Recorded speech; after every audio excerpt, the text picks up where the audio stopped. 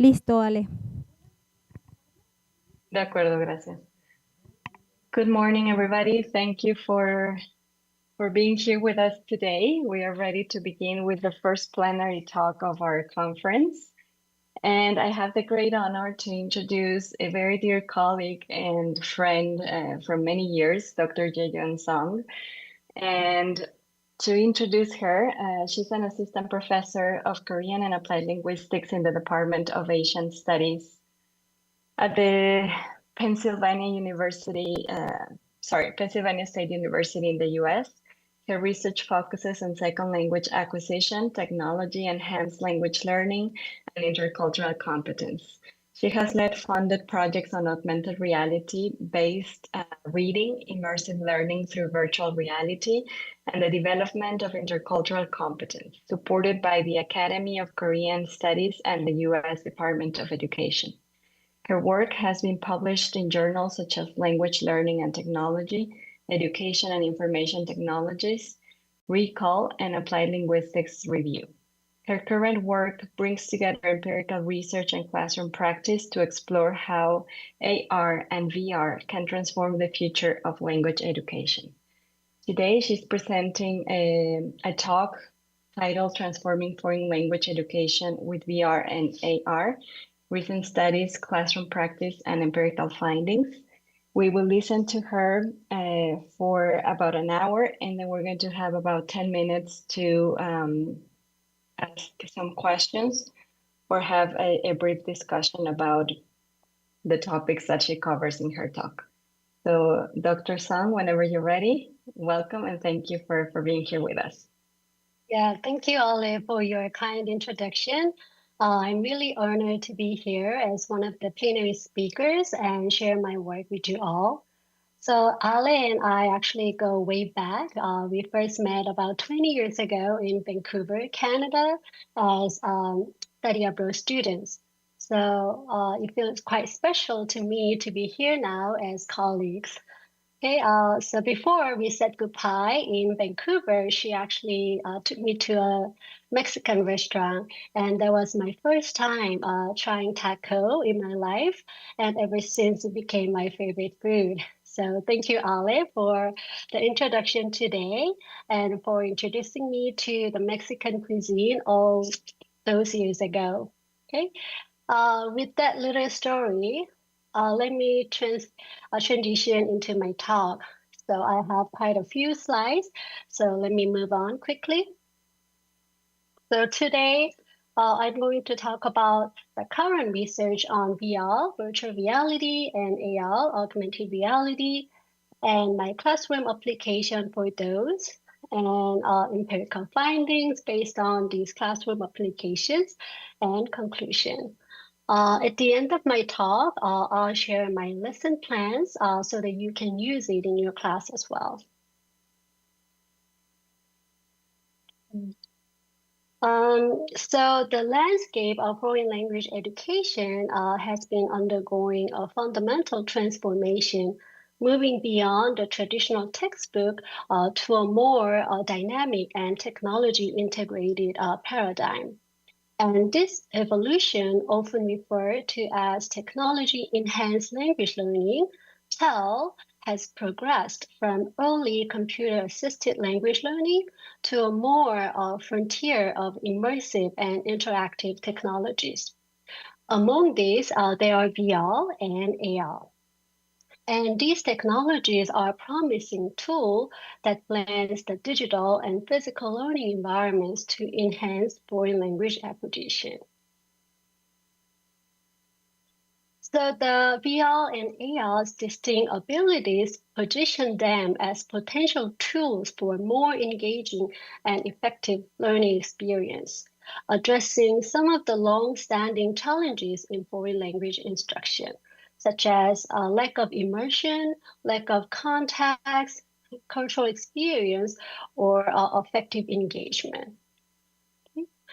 With the benefits of the VR and AR, I started my two projects, one with virtual reality and the other one with the augmented reality.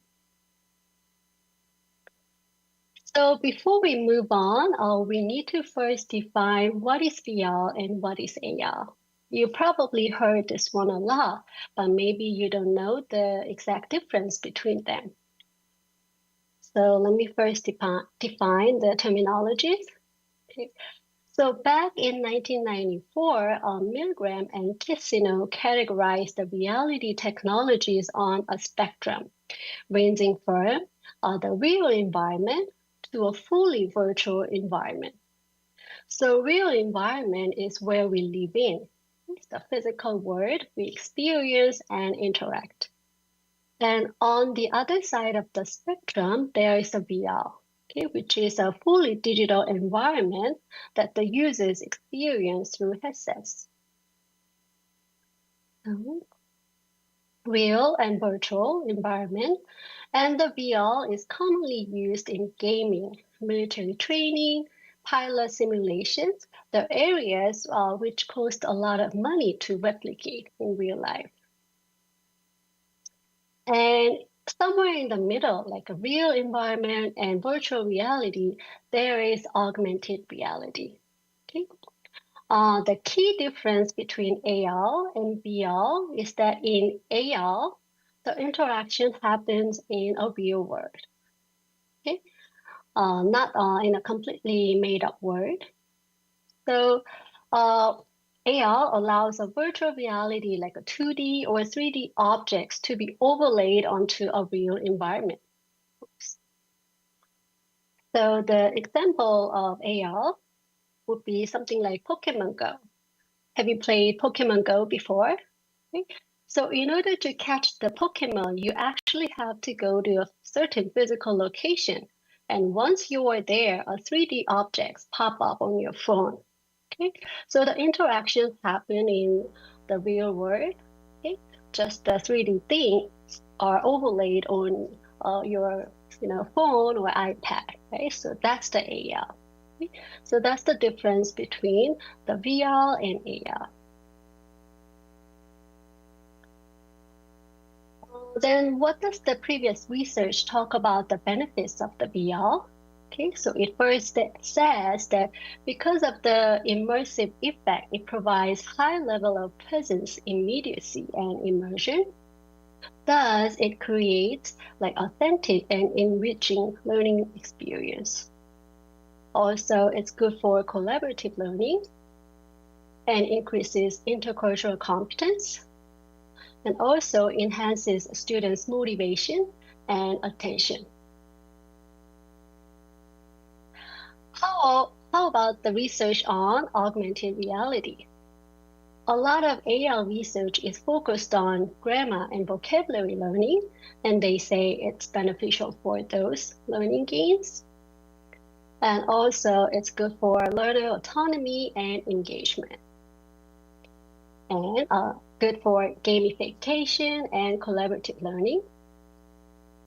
But some research showed mixed results in terms of the learning gains with the VR technology. And similar to the VR, the AR also increases learners' motivation and attention in learning a foreign language. So with these benefits of VR and AR, I decided to create my own teaching materials. Okay, so here now, I'm going to share how I develop my VR materials. And then later, I'll talk about how I develop my AR materials. So I started creating my VR materials like back in 2017. That's the time when the VR was first released in the market. At the time, there were not many materials for Korean. Okay, there were still a lot for English and Spanish, but not much for Korean because it's a less commonly taught languages. And that's why I decided to create my own. And when I decided to make my materials, I followed this EDI model. So it's an instructional design that is particularly well suited for foreign language material design. And it stands for analysis, design, development, implementation, and evaluation. So I'll talk about what these steps means in the later slides. And this is my students watching the video that I created with the VR goggle, interacting with the native speaker of Korean, okay, in a more immersive environment.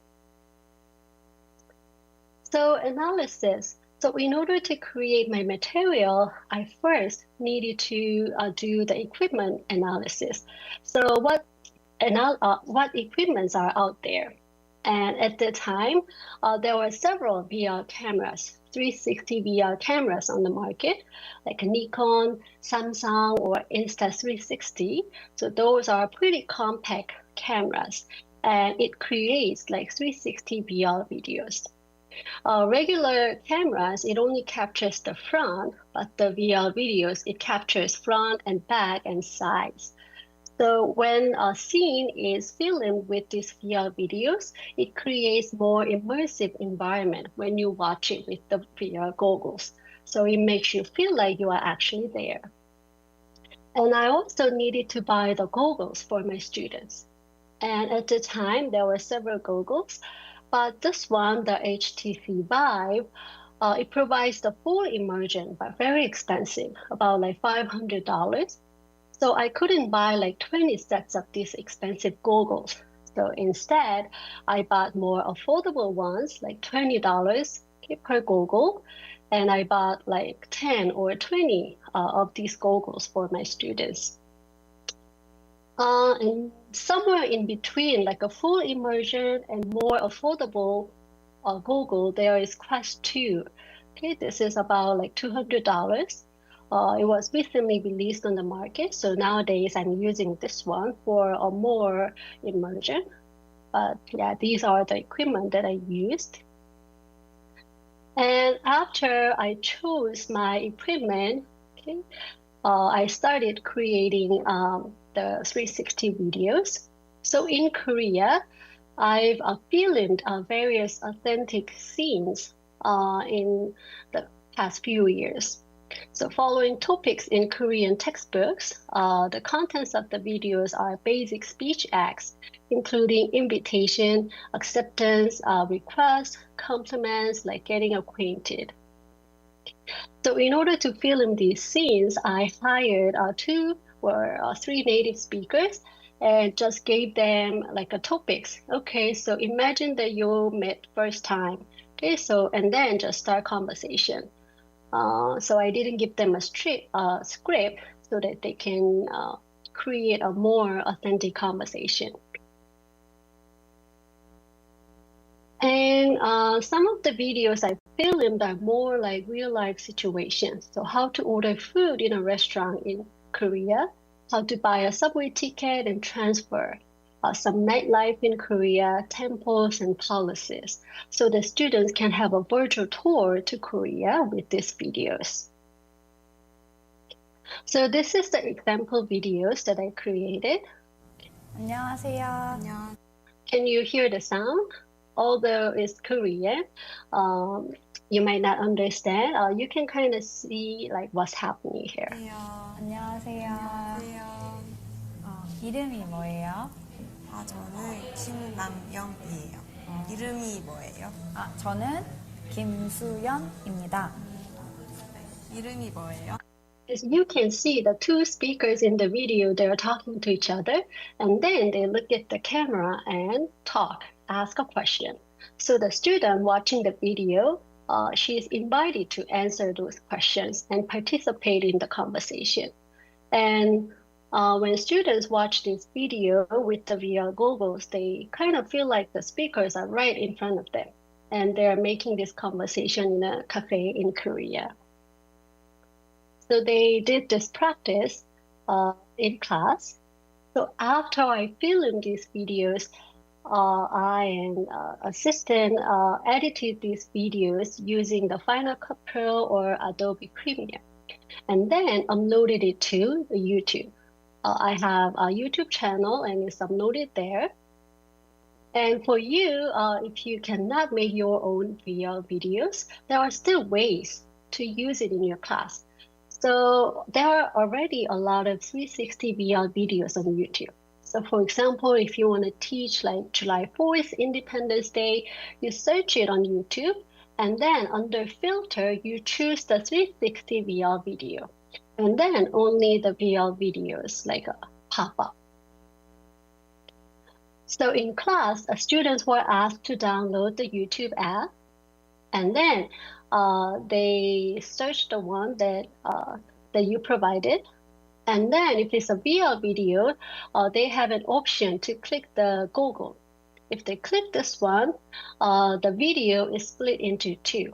That means it's ready to watch with the Google. And then students put on the Google that I provided.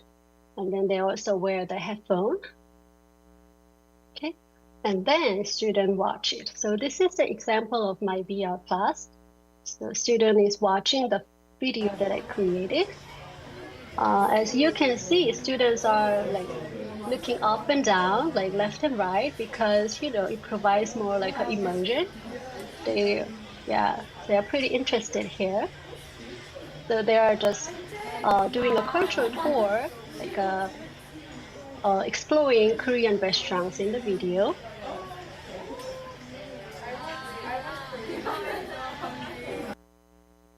Yeah. So after I created this video, I asked students to write a reflection paper and also participate in some questionnaire and interviews. And I analyzed, what they say about this lesson. So I implemented this lesson maybe 5 times throughout the semester. Okay. And then at the end of the talk, I'll share a specific lesson plan so that you can tweak for your own class. You can kind of get an idea of how the VR lesson went through step by step.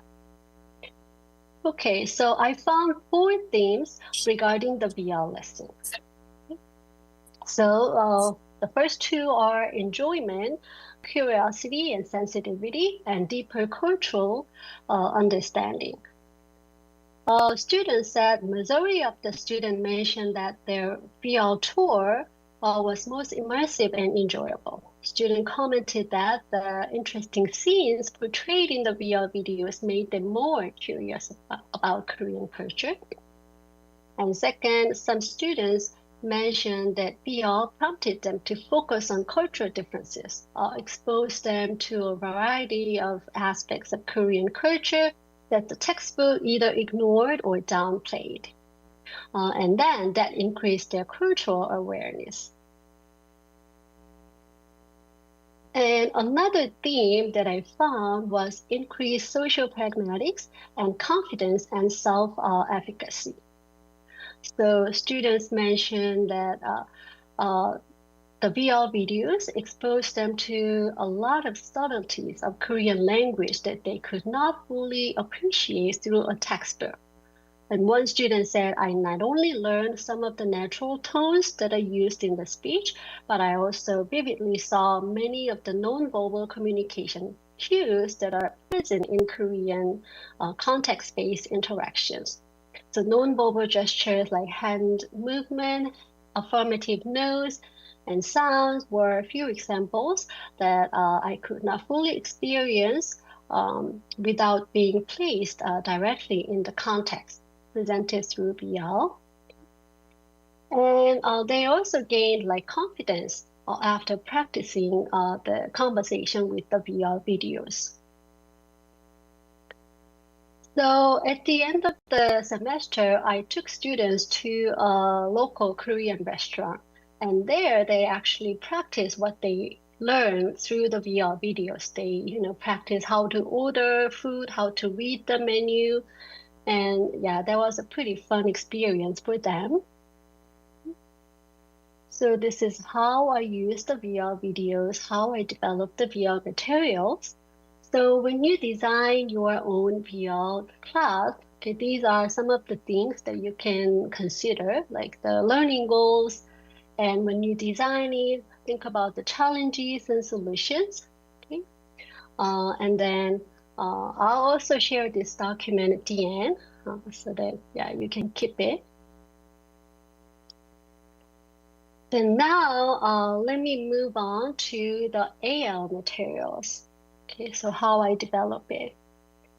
I also followed the Eddy model, and this is actually the app that is launched on App Store. It's only released in America and in Korea, so you might not be able to find this one on the App Store, Mexican App Store. But yeah, this is launched. So I also use the analysis, design, development, implementation, and evaluation for this app. So when you think about designing an AL app, you might be like, oh, how can I design it? I don't have any programming skills or anything. But I don't have any programming skills as well.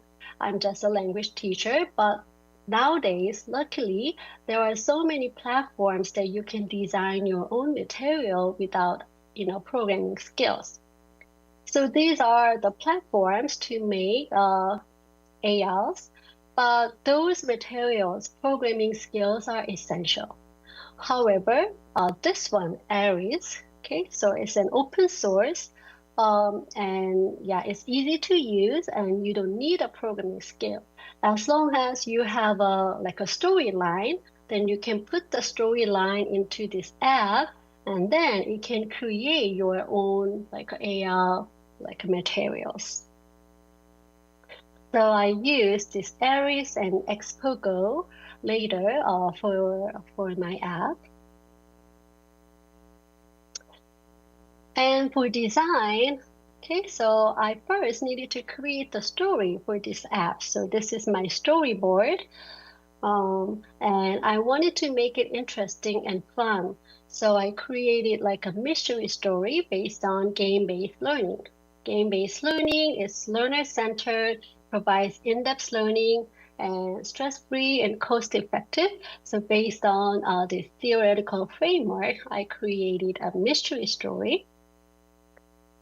And this is the first, thing that will pop up on the app if you download it. So this is the storyline, the mystery letter from Museum of Korea. That's the title in Korean. So one day, I, as a Korean language learner, received a strange email, and that email contains a plan by thieves to steal artifacts from the National Museum of Korea. So I, the learner who received that email, tried to notify the museum, but the phone call was not connected. So in the end, the learner decided to go to the museum herself and protect the artifacts. And all the artifacts are coded. So in order to securely protect it, students need to read the reading about this artifact, solve the reading comprehension questions. If they get it correctly, then this artifact is securely stored. Okay, so that's the storyline of this reading app. And actually, the sequence of the artifacts in the app follows the actual layout of the Korean National Museum. So this means that students can not only use the app in the classroom, but also physically visit the museum in Korea and explore the artifacts in person, making the learning experience more immersive and interactive. So for example, the first reading is about the artifact in the Neolithic room. And then the second one is the Korea room. So it actually follows the actual layout of the museum. So the reading app is designed like this. So in order to find out where the artifact is, students first need to take the game-based quiz. And then once they find where it is, they use their camera to scan the artifact. So in class, I give students the printed version of the cultural artifacts, okay, so that they can use their camera to scan it. And then the codes pop up on their phone, and then they write down the codes, and then it leads to the reading of that artifact. And students complete the reading comprehension question. And if they get it correctly, the artifact is securely stored. So to give you some understanding of this app, let me play it. It's like a 30-second you can see how it works. So students receive an email. Okay, it's the storyline. So they try to call, but it doesn't work. So they try to go to the museum. So it kind of tells you how to go to the museum. And in front of the museum, there is that tower. And then they have to first take the quiz to figure out where the artifact is. And then they found the artifact. So in the class, I give them this printed version of the artifact, and the codes pop up in the AR mode. Okay? And then if they get the code and there is a reading passage about that artifact, students read, and then at the end, they take the comprehension question. If they get it correctly, they are still reading and completing the question, okay, and they get it correctly, and then it says it's securely protected, and they can go on to the next artifact. So there are like 8 artifacts that they need to read, and this is the student actually exploring the museum in Korea. So I took some students to Korea for the study abroad program, and this is how they're doing in the museum. So they saw the artifact, and now they sat down to read the reading comprehension question about that artifact. So we come out and then we go out. And I also implemented in class. So you can see this printed version of the cultural artifacts.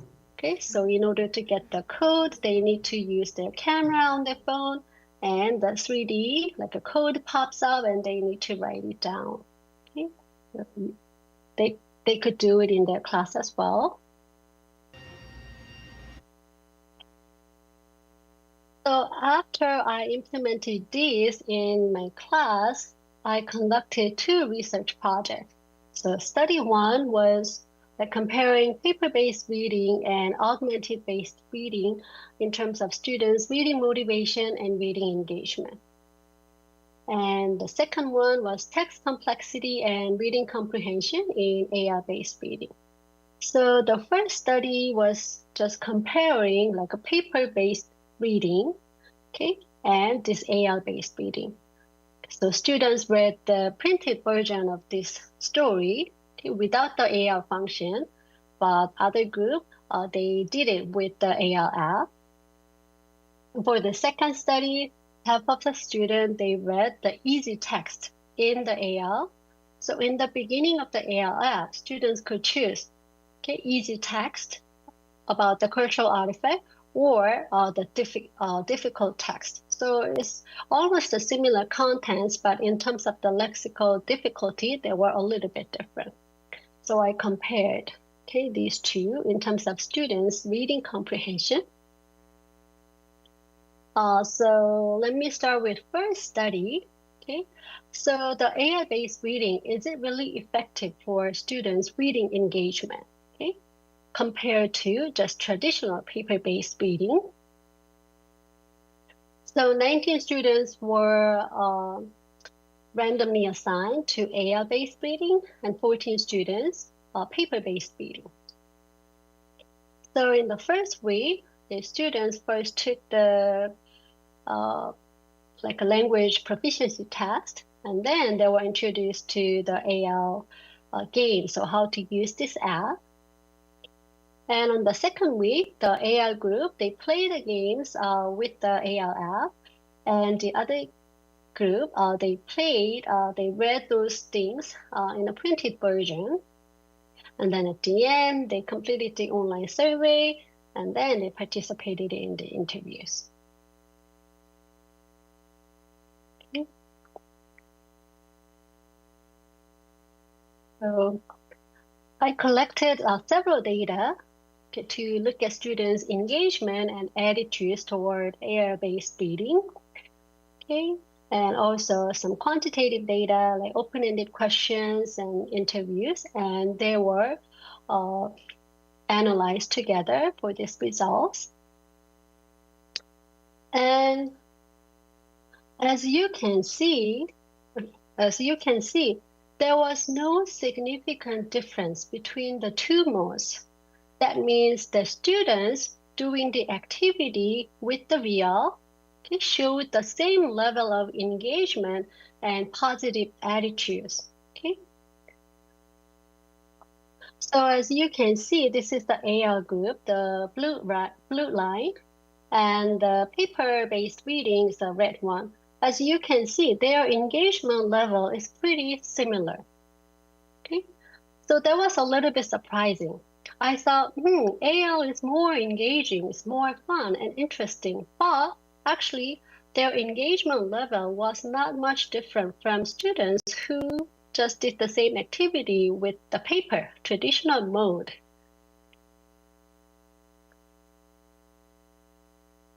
And in terms of the students' attitude, in terms of the environment, enjoyment, satisfaction, usefulness, there was no difference between the two groups. The only category that showed a difference was willingness to this activity again. So students who participated in the AL activities, they said, they want to do this activity again. So except that category, students showed pretty similar level of positive attitudes towards the two learning modes. Okay? So that kind of surprised me. I spent a lot of time developing this AL material, but no difference. Okay? So the students' interview data kind of reveals explanation to this result. Okay, so the theme that I found was solving a mystery and engagement due to novelty and collaboration. Okay, so students said that interesting narrative, that they read, whether it's AR or via AR or print, it really made them interested and engaged in this activity.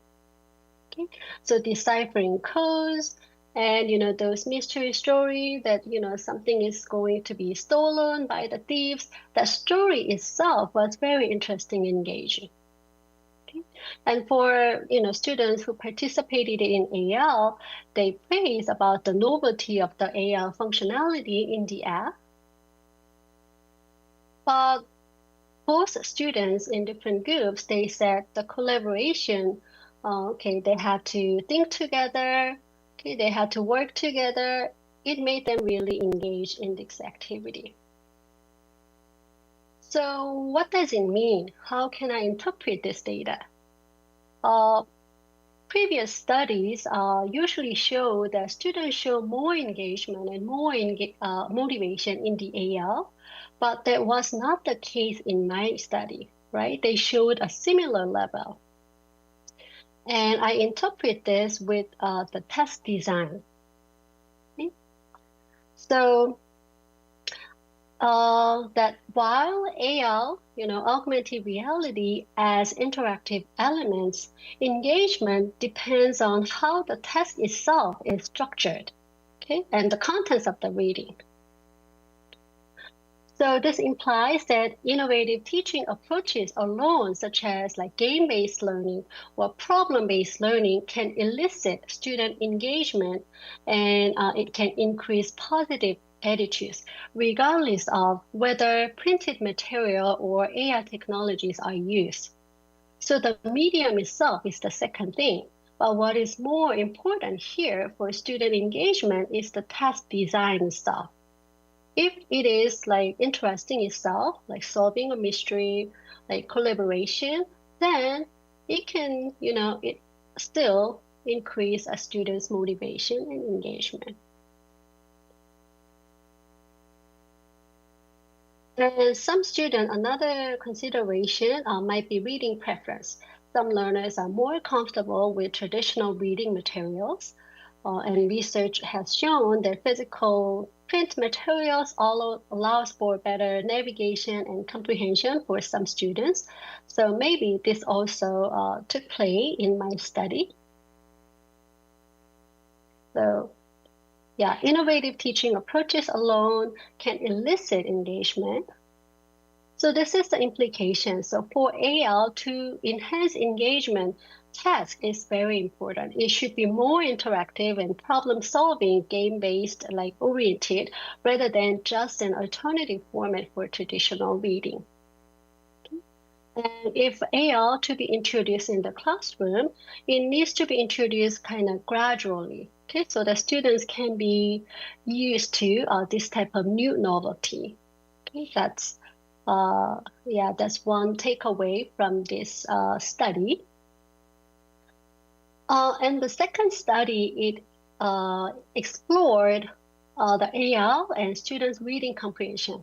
So first, I talked about reading engagement, like attitudes. And now, how about the reading comprehension? Does the AL really help reading comprehension? Okay. So in this study, students were divided into like an easy text group and difficult text group. Okay, so some students read the easy version and difficult version of the same cultural artifacts on the app. And then the similar design, half read this one, the other half read the difficult one, and they completed the online survey and then participated in the interviews.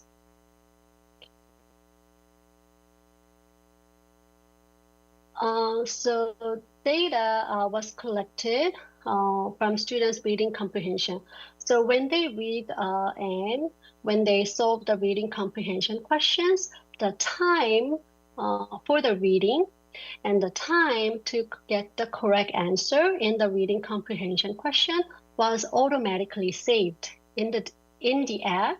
And later I got the data from the app itself, so I could see how much time students spent in reading this question and how much attempt they made to get the correct answer. Okay.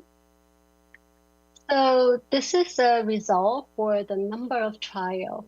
Okay. So how much trial they made to get the correct answer, and there was no main effects. That means whether students read the easy text or difficult text, okay, students made a similar attempt to get the correct answer.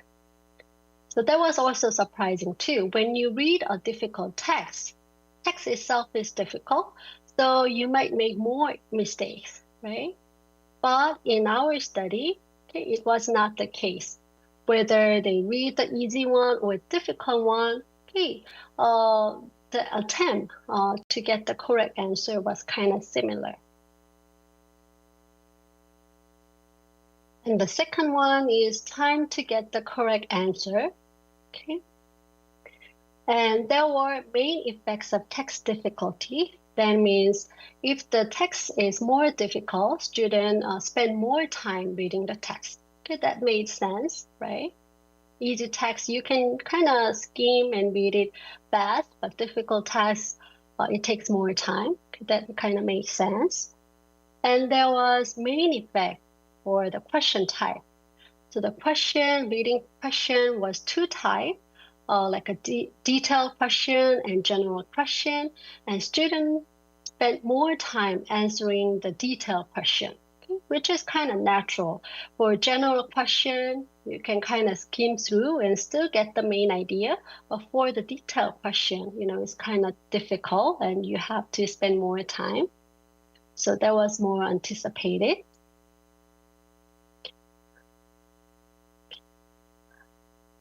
And how can I interpret this data?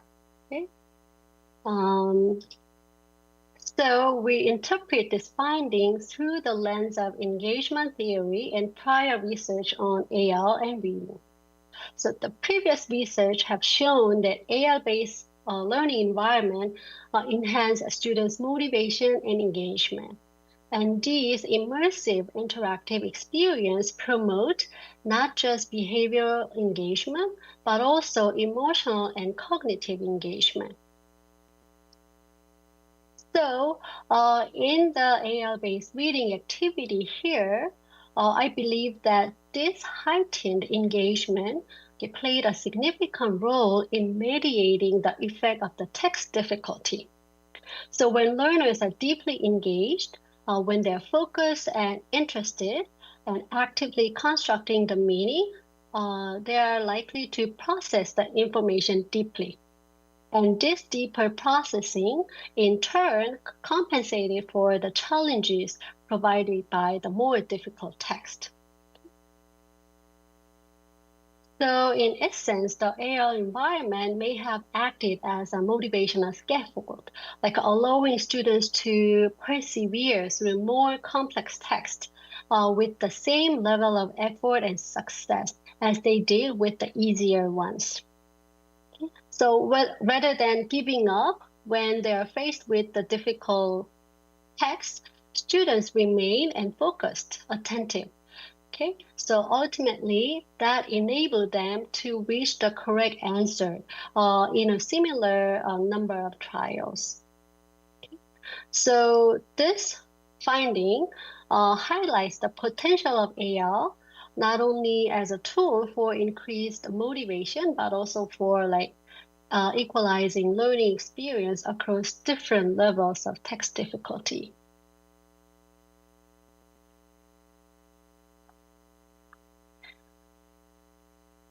In the second analysis, I look at the time the students spent answering the general and detailed comprehension questions across easy and difficult text. And for the easy text, I observed a significant difference. Okay, so students spend more time answering detailed questions than the general questions, which is kind of, natural. Okay, and that one is consistent with the nature of detailed question.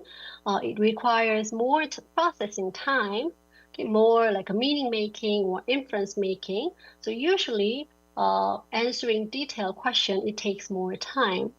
Okay. However, this pattern did not hold for difficult text.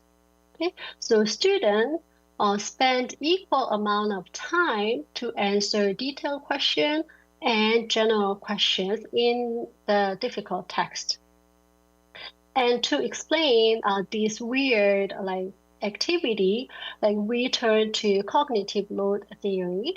So in an AL-based reading environment, students are not only processing the reading text, but also they have to interact with the number of multimedia and spatial elements in the AL interface. And that might have led to a more cognitive overload.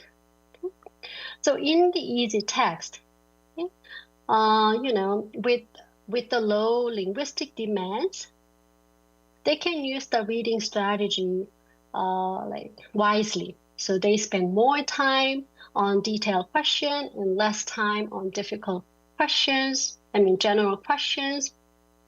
But in contrast, in the difficult text, okay, they couldn't manage that strategy well. Okay? They spend the same amount of time regardless of the question type. This means that they were already overwhelmed by the cognitive overload coming from the difficult text and the AL functionality. So they didn't have enough mental resources to spend more time on detailed questions. They show the uniform response times across question type.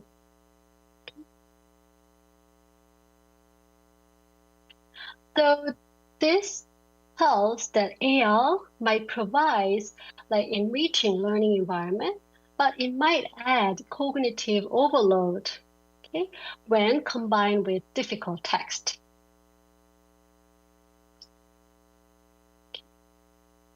So the implication of the second study about the AL use in the classroom is, okay, so the teachers have to balance the engagement with cognitive overload. Okay, so future application, future AL activity should balance interactivity with the cognitive demands to avoid overwhelming learners. And when you design your own AL materials, you have to think about the text difficulty. So for easy text, the AL can incorporate more interactive features. Okay? However, if the text itself is very difficult, then we might have to simplify the AL interface so the students can manage both the AL function and the difficult text at the same time. And when the text gets difficult in the AL reading, okay, students might not use the reading strategy correctly, wisely. Okay, so teachers need to provide more scaffolds or hints, okay, for detailed questions, okay, especially in the harder text, so the students can manage the processing demands. Okay.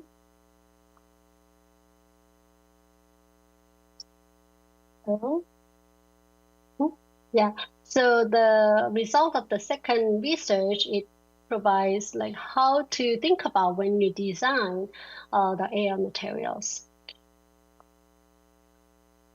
So with these findings, with my VR study and with my AR study, okay, so this is the reflection or kind of takeaway points.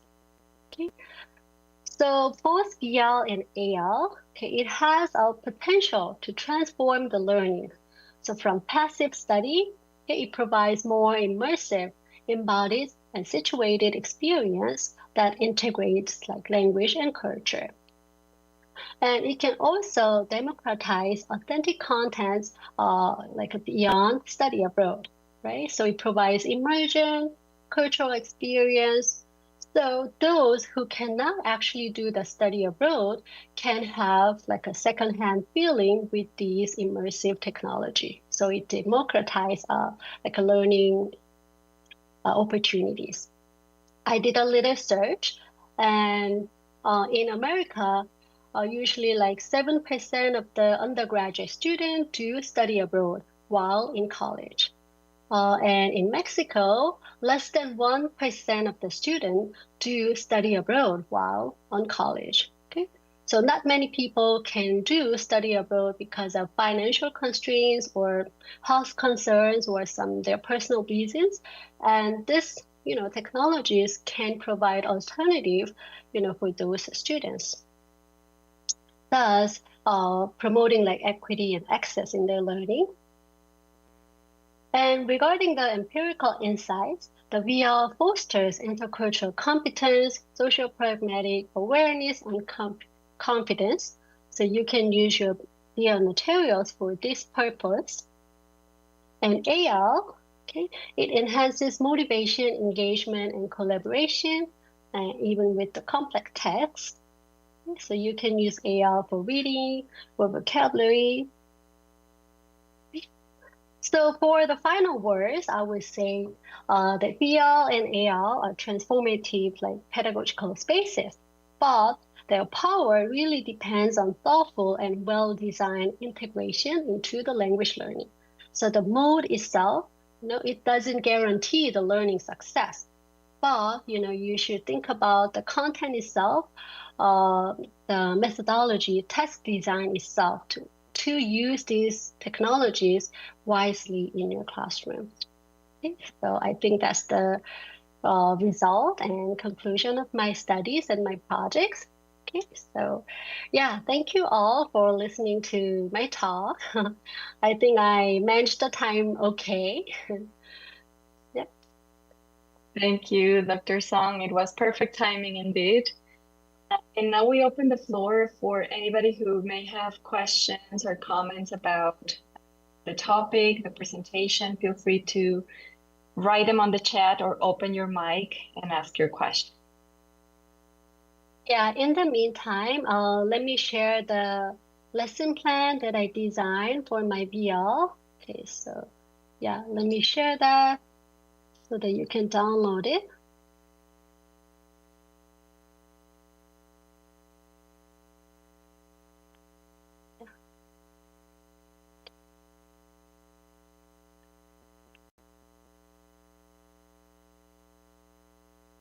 A VR design document and also the specific lesson plan.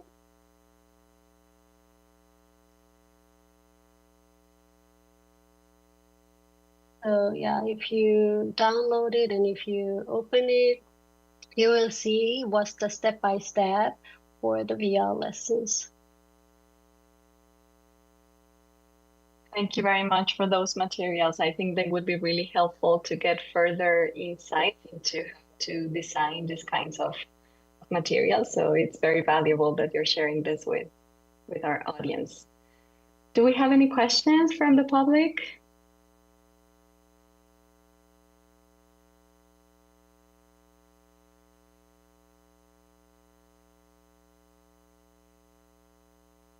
The chat. Thank you. Yes, go ahead. Yeah, hello, can you hear me well? Yeah, I can hear you. Okay. Well, first of all, nice to meet you. It's a pleasure to talk to you, and I hope in this case to hear you. My question is related to the process of VR and the use of AR. It is very interesting. Now I am a student that is going to finish my bachelor degree of English language teaching. So I've been thinking about a lot of strategies to implement the technology in the process of teaching. So my question is regarding, and also besides the use of these activities to teach, is it possible to apply these learning strategies when not only during the course, we would say, but also when evaluating the students' performance at the end of a course? Is there any possibility to apply these strategies in relation to the VR or AR? I don't know if I explained a good way. Uh-huh. So I couldn't hear it well because some of your words were cut off. But if I understood correctly, you are asking how you can use it for evaluation, right? Instead of just teaching, like how can I evaluate as well, right? Yes, correct. Yes, that's a very good question. So mainly, I use these materials to enhance a student's motivation and engagement, and also intercultural competence. But there are also ways to measure students' learning gains, I believe. So, for example, for intercultural competence, so I asked before I implemented the VR materials, I asked students to write down what they know about like Korean language, Korean culture. Okay, and they have a list of things that they know. And then students do like 5 sessions of the VR. Like they either interact with the native speaker in the VR video, or they watch the cultural scenes like how to order food, like, palaces, or like, subway system and transport. And then later, I ask students what you found, okay, what you learned from these more immersive, VR materials. Okay, and then I compare, students' reflection. And then, I gave points, like for those, and I kind of compared how much they learned from this. And also, I use this material for the speaking performance as well. Okay, so student did the speaking performance before the VR. Okay, so they had the role play, like how to order food or how to introduce themselves, okay, in Korean. And then they watched the VR videos and they did the role play again. And I observed like students' differences. So for example, in the beginning, before the VR, they couldn't use the body gestures properly. So here in the States, they might like wave at the other person to say hi, but in Korean, they actually bow. And then they watched it in the VR video and they kind of mirror that, non-verbal gestures that the textbook doesn't really teach. Okay, so I try to see those improvement, not only their speaking itself, but also, their like those gestures as well. And also, the VR videos, it uses like different formality of languages. So for example, in the textbook, it only teaches one like a language, like a kind of polite language.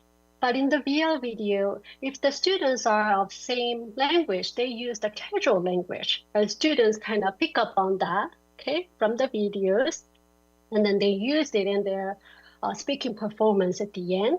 Yeah, so I kind of used this one as the evaluation materials as well. Okay, thank you. Yeah, thank you very much. Thank you. Thank you very much. We have another question here in the chat from Gustavo. He says, I would like to know if the use of VR and AR might be the future in teaching, or would we stay using ICT or AI as a more manageable tool in the classroom? What would be your prediction? Yeah, that's also a very good question. So when I started the VR and AR a couple of years ago, that was the trend. Okay, so VR was very new, and there were not many people doing VR research. And then it moved on to AR, so I dig into the AR research. Okay, and that was very popular and trend. But now everyone is talking about AI. So I feel like VR and AR is already kind of, it's like in the past, okay? And now, people are just using AI a lot in their classroom. But I think it depends on what you want to teach and what your teaching goals. Okay, so for AI, I noticed that a lot of research, a lot of people are using it for like a writing correction. So students write something, and then they get the feedback from the AI, and then they do the self revision, and then provide the final draft. And teachers kind of see how this AL mediated like writing revision helps them actually improve their writing performance. And I also noticed that some research with the AL, they also do speaking performance. Now, like ChatGPT, they have the speaking function. So students do the speaking with the AI, and then, measure how that can help with student speaking performance. So it kind of depends on what you want to teach, what what's your goal in your class. Do you want your students to have a virtual tour, with the VR videos? For those, who don't have any access to study abroad opportunities, or do you want to teach like a reading vocabulary in a more engaging way with the AI? Okay, or, writing performance or speaking. Yeah. Thank you very much. Gustavo says here in the chat, I asked that because I'm very into tech, but the design of activities through VR and AR is a little more demanding, while AI is kind of faster. Yeah, I completely agree. So for AR, you have to design your own thing, or you have to find a good AR tool, that is already made. But maybe there is some subscription fee, right? So it's kind of burden to teachers. But AI, like ChatGPT or Gemini, it's already out there, and there are like good free versions as well. So you can just integrate it in your class, right? Yeah, I completely agree. And for the VR materials, like if you want to use just the VR videos in your class, there are already like a pre-made material, a lot of materials on YouTube. So you just need to find those. And I'm not sure, but some universities or some schools, they might have like a goggles, VR goggles already in their tech department, so you can borrow it. So actually, I borrowed the VR goggles from my school as well. Yeah, so that's how you can do without much cost. Yeah, thank you for your question. Thank you, Dr. Song, for the answers. It's indeed a fascinating topic, and I think there's so many options available at the moment, so many things that we can try. Thank you, Gustavo, also for your question. Is there anybody else in the audience who would like to ask a question?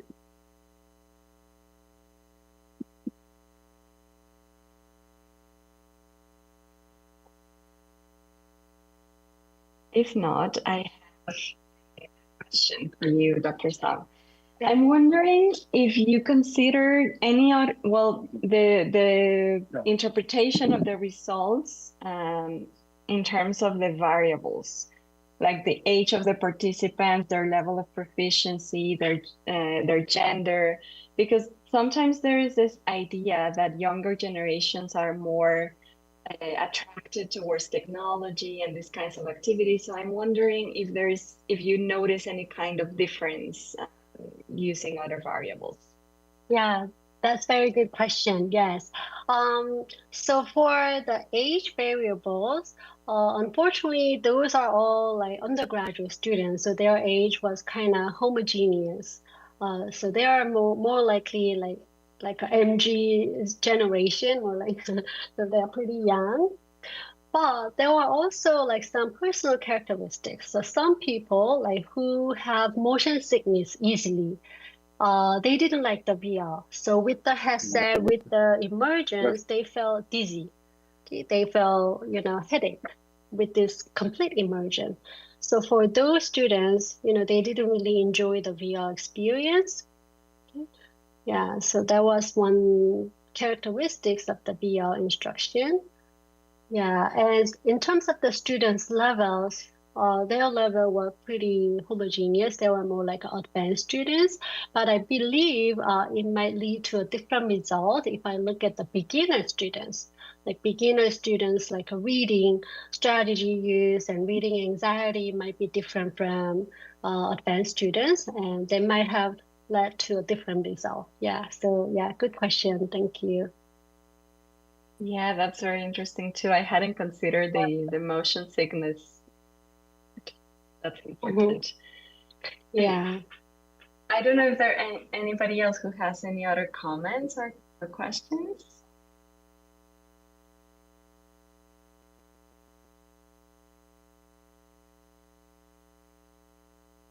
I think the results of your research are very refreshing in the sense that we tend to think that AI and all of this technology is going to take over and that teachers might not be as needed, or, there's this fear about that. But what you mentioned about the importance of the teacher being aware of the task design and the role that we can play in planning and designing activities, I think is super important in combination with technology. So I think it's important to make an emphasis on how we're training future language teachers to make them very keen and very, to have a deep training on task design so that they can really exploit the potential of all of these technologies.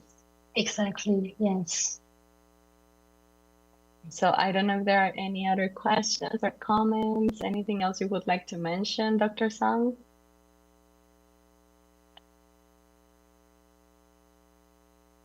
Yeah, so while I was listening to the opening ceremony, there were a few words I could listen and understand, like muchas gracias. So muchas gracias, everyone. Thank you very much for being here with us. And it has been fascinating to listen to the research and learn something new about all of these possibilities that we can have for our classroom and for future students to get inspired. So we thank you again, and I pass on the microphone to Dr. Alma. You want to mention something?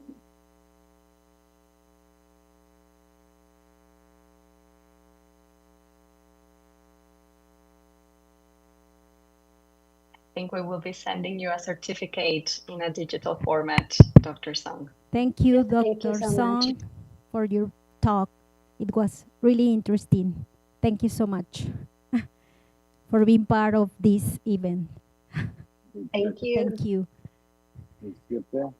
Ok. Bueno, pues ahorita vamos a hacer un pequeño receso y para retomar nuestras actividades a las 10:50. Ya a partir de este horario ya podemos distribuirnos en las diferentes salas. Aquí vamos a estar trabajando pues con eje 1 y en la sala, si no me equivoco, 3 con el eje 3. en la siguiente presentación van a ser únicamente 2 y bueno, de ahí se van a ir sumando algunas más. Debió haberles llegado ya el programa a todos los que están en Zoom, entonces los invitaría igual a que si no, nos lo hagan saber, por favor, para nosotros podérselos enviar en este momento. ¿Sí? Entonces vamos a hacer un pequeño receso.